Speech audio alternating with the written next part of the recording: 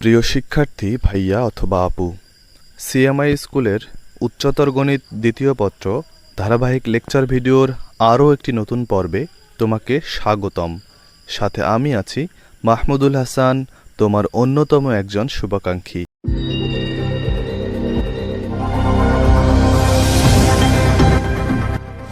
বিগত পর্বে আমরা পরাবৃত্তের যে 6টা ইকুয়েশন ছিল, 6টা মানে হচ্ছে সেখান থেকে মূলত 4টা ইকুয়েশনের পরাবৃত্তগুলো কেমন দেখতে হতে পারে সেই সম্বন্ধে একটা বেসিক আইডিয়া দেওয়া হয়েছিল।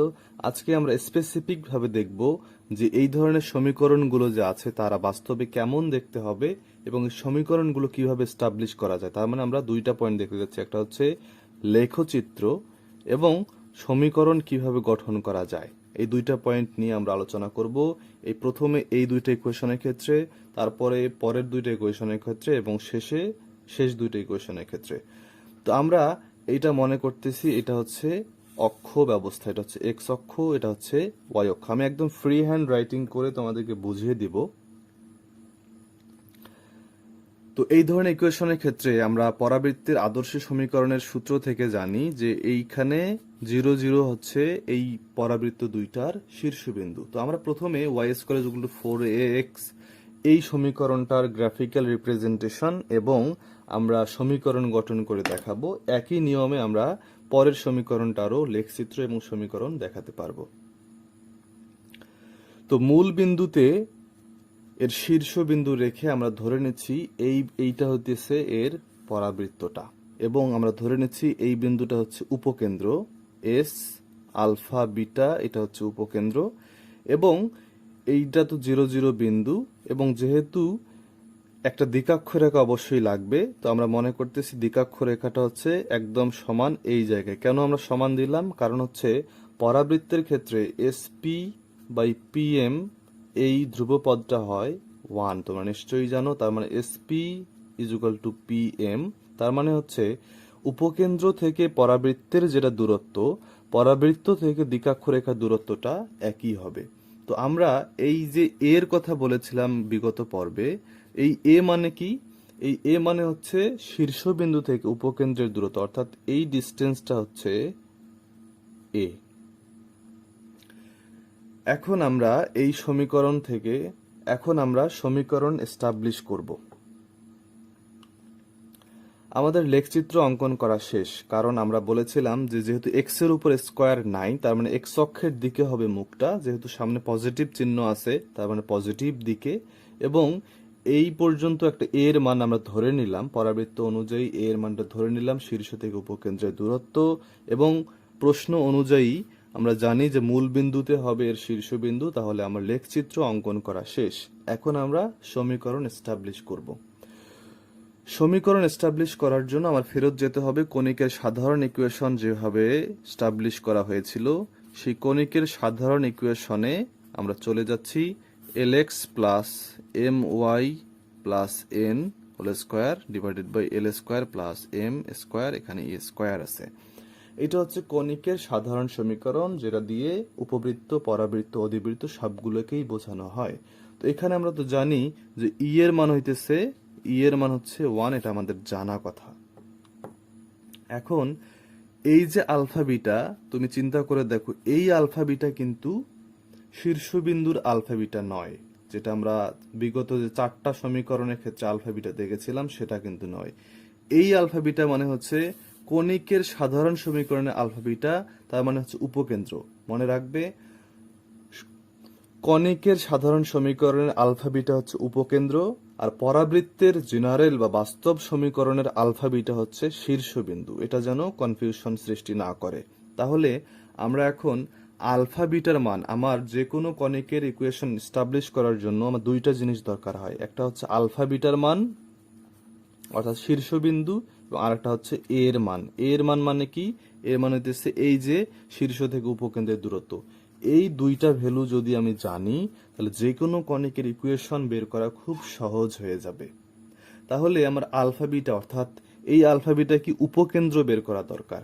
তো উপকেন্দ্র যেহেতু মূল বিন্দুতে এক্স অক্ষ, অর্থাৎ পরাবৃত্তের অক্ষরেখাটা হচ্ছে এক্স অক্ষের উপর, তার মানে হচ্ছে এই বিন্দুটা, এই যে উপকেন্দ্র বিন্দুটা হচ্ছে এক্স স্থানাঙ্ক হচ্ছে এ এবং ওয়াই স্থানাঙ্ক 0, কারণ কি বিন্দুটা এক্স অক্ষের উপর অবস্থিত।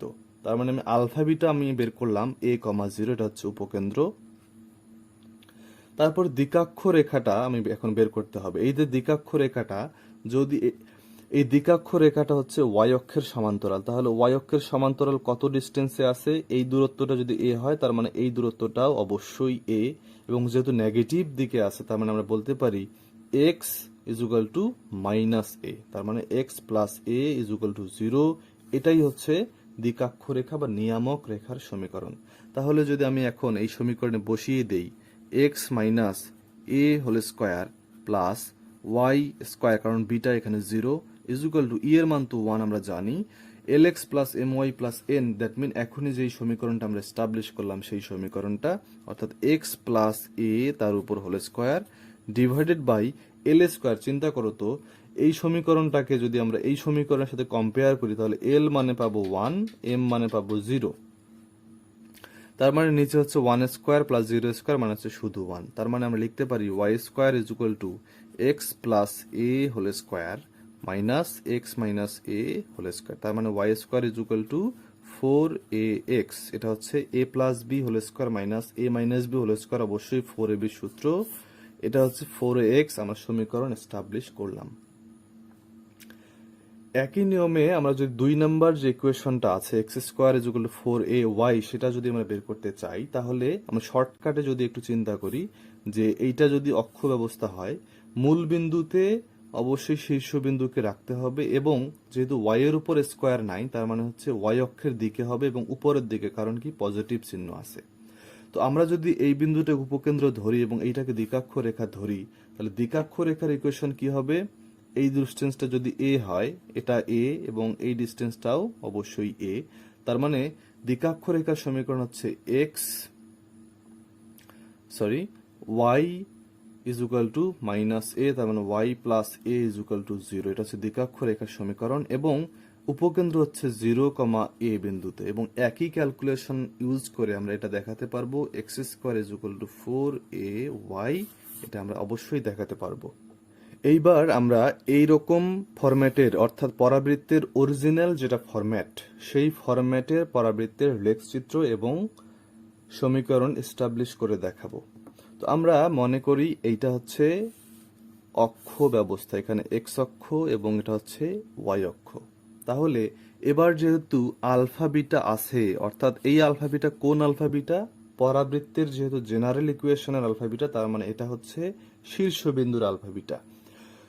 তো আমরা অঙ্কনের সুবিধার্থে ধরে নিলাম আলফা বিটা দুটাই 0 থেকে বড়, অর্থাৎ আলফা বিটা এই বিন্দুটার অবস্থান হচ্ছে প্রথম চতুর্ভাগে। তো আমি ধরে নিচ্ছি এইখানে হচ্ছে শীর্ষবিন্দু, তাহলে এইখানে শীর্ষবিন্দু রেখে আমি এইভাবে একটা পরাবৃত্ত ড্র করলাম, এটা হচ্ছে পরাবৃত্ত, তার মানে এইটা হচ্ছে এর অক্ষরেখা। এই অক্ষরেখায় যদি আমরা এখানে একটা বিন্দু নেই উপকেন্দ্র হিসেবে, তার মানে এই ডিস্টেন্সটা যদি এ হয়, শীর্ষ থেকে উপকেন্দ্রের দূরত্ব যদি এ হয়, তাহলে আমরা ঠিক এ দূরত্বে একটা দ্বিকাক্ষ রেখা অবশ্যই নেব। তার মানে এই বিন্দুটা তো আলফা বিটা আমরা আগেই বলে নিয়েছি, এটা হচ্ছে আলফা বিটা। এখন আমার লেখচিত্র অঙ্কন করা শেষ, এখন আমার কাজ হচ্ছে উপকেন্দ্রগুলো বের করা এবং দ্বিকাক্ষ রেখার সমীকরণটা বের করা এবং সেখান থেকে সমীকরণটা এস্টাবলিশ করা। মনে রাখতে হবে যে সমীকরণ এস্টাবলিশ করার জন্য আমার উপকেন্দ্র দরকার হবে এবং দ্বিকাক্ষ রেখার সমীকরণ দরকার হবে, কারণ কণিকের সাধারণ ইকুয়েশনে এদেরকে বসাতে হবে। এখন আমি উপকেন্দ্র যদি বের করতে চাই, উপকেন্দ্র হচ্ছে এই বিন্দুটা, অর্থাৎ এই বিন্দুর এক্স স্থানাঙ্ক বের করতে হবে এবং ওয়াই স্থানাঙ্কটা বের করতে হবে। এখান থেকে ওয়াই স্থানাঙ্ক এবং এই ডিস্টেন্সটা হচ্ছে এক্স স্থানাঙ্ক। তাহলে এই বিন্দু যদি আলফা বিটা হয়, চিন্তা করে দেখো, এই পর্যন্ত হচ্ছে আলফা এবং এই পর্যন্ত হচ্ছে এ, তার মানে এটা হচ্ছে আলফা, এই পর্যন্ত হচ্ছে এ, তার মানে এই ডিস্টেন্সটা হচ্ছে আলফা প্লাস এ। তার মানে এই উপকেন্দ্রের এক্স স্থানাঙ্ক হচ্ছে আলফা প্লাস এ, কমা ওয়াই স্থানাঙ্ক এই বিন্দু এবং এই বিন্দু যেহেতু একই রেখার উপর অবস্থিত, তার মানে এদের বিটা অর্থাৎ ওয়াই স্থানাঙ্কটা একই, তার মানে আমরা বলতে পারবো বিটাই হচ্ছে উপকেন্দ্রেরও ওয়াই স্থানাঙ্ক। তাহলে উপকেন্দ্রের স্থানাঙ্ক বের হয়ে গেল। এখন আমার বের করা দরকার যে দ্বিকাক্ষ রেখার সমীকরণ। আমরা জানি যে উপকেন্দ্র থেকে পরাবৃত্তের যেটা দূরত্ব, পরাবৃত্ত থেকে দিকাক্ষরেখার দূরত্বটা একই হবে। তাহলে এটা যদি এ হয়, আমার বের করা দরকার হচ্ছে এই ডিসটেন্সটা। কারণ কি? কারণ হচ্ছে দিকাক্ষরেখাটা ওয়াই অক্ষের সমান্তরাল, এবং সমান্তরাল কত দূরত্বে অবস্থিত সেই ডিসটেন্সটা বের করা দরকার হয়। তাহলে এই পর্যন্ত যদি আলফা হয় এবং এই পর্যন্ত যদি এ হয়, তার মানে এই ডিসটেন্সটা হচ্ছে আলফা মাইনাস এ, কারণ এই পর্যন্ত হচ্ছে আলফা, এখান থেকে আমি এই পর্যন্ত বাদ দিলাম, তার মানেই পাওয়া যাবে এই ডিসটেন্সটা, অর্থাৎ আলফা মাইনাস এ, এটাই হচ্ছে এই ডিসটেন্স। তাহলে যেহেতু এটা ওয়াই অক্ষের সমান্তরাল রেখার সমীকরণ, তার মানে x is equal to alpha minus a, এইটাই হইতেছে দিকাক্ষরেখার সমীকরণ। X minus alpha plus a is equal to 0 এইভাবে লিখতে পারি। এটা হচ্ছে দিকাক্ষরেখার সমীকরণ, এবং আলফা বিটা এবং উপকেন্দ্র হচ্ছে আলফা প্লাস এ কমা বিটা, এই দুইটা মানের সাহায্যে আমি এখন সমীকরণটা এস্টাবলিশ করব। তাহলে কণিকের মুখস্থ যে ইকুয়েশনটা আছে সেখানে যদি আমি এক্স মাইনাস আলফা, আলফা মানে কি, এই যে আলফা প্লাস এ, অর্থাৎ আলফা প্লাস এ, এটা বসাই দিলাম, plus y minus beta, y minus beta whole square is equal to e square, e square মানে হচ্ছে 1, তারপরে লিখলাম, অসুবিধা নাই, l x plus M Y plus N whole square, তার মানে হচ্ছে x minus alpha plus A whole square divided by 1। কারণ কি, এইটা যদি দ্বিঘাক্ষের ইকুয়েশন হয় তাহলে তুমি l x plus M Y plus n, l x মানে হচ্ছে এল ইজ ইকুয়াল টু 1 এবং ওয়াই যেহেতু নাই তার মানে এম ইজ ইকুয়াল টু 0। তাহলে আমরা লিখতে পারি Y minus beta whole square is equal to X minus alpha plus A whole square minus X minus alpha minus A whole square. তাহলে আমরা যদি ক্যালকুলেশন করি, স্কোয়ার মাইনাস বি স্কোয়ারের সূত্র অ্যাপ্লাই করি, তার মানে এ প্লাস বি অর্থাৎ plus x minus alpha minus a, এবং এ মাইনাস বি অর্থাৎ x minus alpha plus a minus x plus alpha plus a. আমরা যদি ক্যালকুলেশন করি তাহলে এখান থেকে twice x minus twice alpha, এবং এখানে থাকবে শুধুমাত্র টোয়াইস এ, তার মানে আমরা 2 কমন নিয়ে লিখতে পারি 4a এক্স মাইনাস আলফা, এবং এখানে ছিল y minus beta whole square. তার মানে দেখো আমাদের সমীকরণটা অলরেডি স্টাবলিশ হয়ে গেল। একইভাবে আমরা এই সমীকরণটা একই নিয়মে স্টাবলিশ করে দেখাতে পারবো। এরপরে আসি এই ধরনের ইকুয়েশনগুলোর লেখচিত্র এবং সমীকরণ কিভাবে গঠন করা হবে। আমরা বলেছিলাম যে এই সমীকরণ দুটো হচ্ছে 3 এবং 4 নাম্বার সমীকরণের পরিবর্ধিত রূপ, অর্থাৎ এই সমীকরণটা আসে x minus alpha whole square is equal to 4a y minus beta এখান থেকে, এবং এই সমীকরণটা আসে y minus beta whole square is equal to 4a x minus alpha, এই সমীকরণ থেকে এগুলো আসে। তাহলে আমরা প্রথমে ইকুয়েশনটা লিখে নেই, a x square plus b x plus c. আমাদের কথা হচ্ছে আমরা কেন এই সমীকরণকে এইটার মতন করে বানাবো, কারণ হচ্ছে আমি এই সমীকরণের আলফা বিটা এবং এর মান থেকে আমি এই সমীকরণটা এস্টাবলিশ করতে পারবো, লেখচিত্রটা অঙ্কন করতে পারবো, এবং সেখান থেকে পরাবৃত্তের বিভিন্ন উপাদান আমি বের করে নিতে পারবো। কিন্তু এই অবস্থায় যদি a x square plus b x plus c এই ফরম্যাটে যদি কোনো একটা পরাবৃত্তির ইকুয়েশন থাকে, তাহলে আমি সরাসরি কোনো ধরনের উপাদান বের করতে পারবো না এবং সেটা লেখচিত্রে স্থাপনও করতে পারবো না। তার মানে এই ফরম্যাটের যদি কোনো পরাবৃত্তির ইকুয়েশন থাকে তাকেই অবশ্যই এই ফরম্যাট দুটোতে নিয়ে আসা ম্যান্ডেটরি, এবং সেটাই আমরা এখন করব। তাহলে আমার টার্গেট হচ্ছে এই সমীকরণটাকে এরকম একটা পূর্ণবর্গ রাশিতে নিয়ে আসা। পূর্ণবর্গ রাশিতে নিয়ে আসার জন্য এই ক্যালকুলেশনটা আমরা করব x square plus b by a x, c বাইরে থাকবে, সি থেকে এ কমন নেওয়া হয় নাই। এই ক্যালকুলেশনটা তোমরা বহুপদী চ্যাপ্টারের সর্বোচ্চ সর্বনিম্ন মান নির্ণয়ের যে ক্যালকুলেশন অনেকটা সেটার মতোই। এখন আমরা যদি এটাকে একটা পূর্ণবর্গ রাশিতে নিয়ে আসতে চাই তাহলে x square plus twice A B অর্থাৎ বি বাই টোয়াইস এ নিয়ে আসতে হচ্ছে, এবং বি স্কোয়ার মানে হচ্ছে বি বাই টোয়াইস এ তার উপর হোল স্কোয়ার। যেহেতু এই রাশিটাকে এ সহ গুণ করে আমরা অতিরিক্ত যোগ করে দিলাম, তার মানে এ সহ গুণ করে এবার বিয়োগ করে দিতে হবে। B by twice a whole square বিয়োগ করে দিলাম এবং সি আমার অবশিষ্ট আছেই। তার মানে আমরা লিখতে পারি a x plus b by twice a তার উপর whole square plus c minus b square by 4a। তাহলে তুমি চিন্তা করে দেখো, এই অংশটা হচ্ছে একটা ধ্রুব অংশ। এখন আমি ধ্রুব অংশটাকে যদি পাশে পাঠিয়ে দেই, অর্থাৎ y minus c minus b square by 4a পাশে পাঠিয়ে দিলাম, is equal to a x plus b by twice a whole square. তুমি চিন্তা করে দেখো, আমরা এই ফরম্যাটে নিয়ে আসতে চাই। এখানে এই হোল স্কোয়ার যে অংশটা আছে তার সামনে কোনো ধ্রুবপদ বা সহগ নেই, তার মানে এই এ কে এখানে রাখা যাবে না। তাহলে এটাকে এদিকে পাঠাই দিতে হবে, অর্থাৎ ভাগ করে দিতে হবে। তাহলে আমি যদি সাজাই লিখি x plus b by twice a whole square is equal to 1 by a y minus c minus b square by 4a, এভাবে লেখা হলো। এখন সর্বশেষ আমি এইটার মতন করে লেখা ট্রাই করব। তার মানে হচ্ছে x minus minus b by twice a whole square is equal to 4 আনতে হবে সূত্রের জন্য, 1 বাই 4a আমি প্রয়োজনে নিয়ে আসলাম এবং এদিকে y minus c minus b square by 4a, অর্থাৎ আমার এই ফরম্যাটে সমীকরণটাকে নিয়ে আসা গেল। এখন কথা হচ্ছে আমি এই ফরম্যাটে কেন নিয়ে আসলাম? কারণ হচ্ছে এই আলফা বিটা এবং এই যে এ অর্থাৎ উপকেন্দ্র থেকে শীর্ষবিন্দুর মান জানার জন্য। তাহলে আমি আলফা বিটা মান কি পেলাম? আলফার মান পেলাম minus b by twice a এবং বিটার মান পেলাম c minus b square by 4a এবং এ মানে পাইলাম 1 বাই 4a।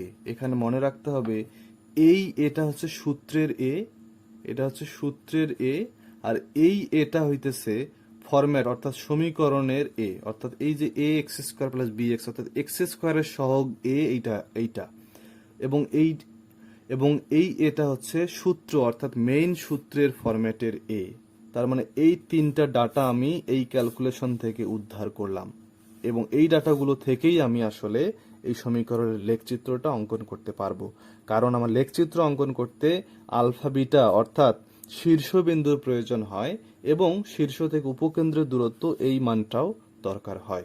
তাহলে কোনো ম্যাথ যদি এরকম ফরম্যাটে আসে এবং সেটা যদি রিটেনের জন্য হয়, তাহলে এই ক্যালকুলেশনটা করা অর্থাৎ একটা পূর্ণবর্গ ফরম্যাটে নিয়ে আসাটা ম্যান্ডেটরি এবং সেখান থেকে আলফা বিটা এবং এর মান বের করাটা জরুরি এবং সেগুলোর সাহায্যে আমরা আসলে এখান থেকে বিভিন্ন উপাদান বের করতে পারবো। এই ফরম্যাট থেকে এই ক্যালকুলেশন করে এরকম ফরম্যাটে নিয়ে আসা এই ধরনের ম্যাথগুলো সব থেকে বেশি ইম্পর্টেন্ট হবে, কারণ বেশিরভাগ অঙ্ক এই ফরম্যাটে দেওয়া থাকবে। সেখান থেকে আমাকে এই হোল স্কোয়ার ফরম্যাটে আনা লাগবে, এটা ক্যালকুলেশন করে আনতে হবে, তারপরেই না আমরা এখান থেকে বিভিন্ন উপাদান এস্টাবলিশ করতে পারবো।